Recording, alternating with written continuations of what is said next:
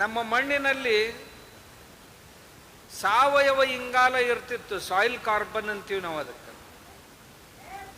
ಆ soil carbon ಈಗ ಒಂದು 30 ವರ್ಷದಿಂದ 3% ಇತ್ತು ನಮ್ಮ ಮಣ್ಣಿನಲ್ಲಿ. ಮಣ್ಣಿನಲ್ಲಿ ನೀರು ಗಾಳಿಯನ್ನು ಹಿಡಿದಿಟ್ಟುಕೊಳ್ಳುವಂಥ ಸಾಮರ್ಥ್ಯ. ಮಳೆ ಬಂದಾಗ ಮಣ್ಣಲ್ಲಿ ನೀರು ಗಾಳಿಯನ್ನು ಹಿಡಿದಿಟ್ಕೊಳ್ತಿತ್ತು. ಮುಂದೆ ಬೆಳೆಗಳಿಗೆ ಹೇಗೆ ಬೇಕೋ ಹಾಗೆ ಸ್ವಲ್ಪ ಸ್ವಲ್ಪ ಬಿಡ್ತಾ ಹೋಗ್ತಿತ್ತು. ಹೀಗಾಗಿ ಮಳೆಗಾಲದಲ್ಲಿ ಹೆಚ್ಚು ಕಡಿಮೆ ಆದರೂ ಸಹಿತ ಬೆಳೆಗಳಿಗೆ ಯಾವ ತೊಂದರೆನೂ ಆಗ್ತಿರಲಿಲ್ಲ. ಇವತ್ತು ನಾವು ಹಾಕಿದ ರಾಸಾಯನಿಕ ಗೊಬ್ಬರಗಳಿಂದಾಗಿ ಆ ಮಣ್ಣಿನಲ್ಲಿರುವಂಥ ಜೀವಾಣುಗಳು ಪೂರ್ತಿಯಾಗಿ ನಾಶ ಆಗಿವೆ.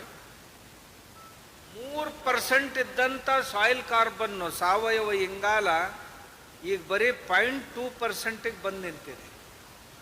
ಇದರಲ್ಲಿ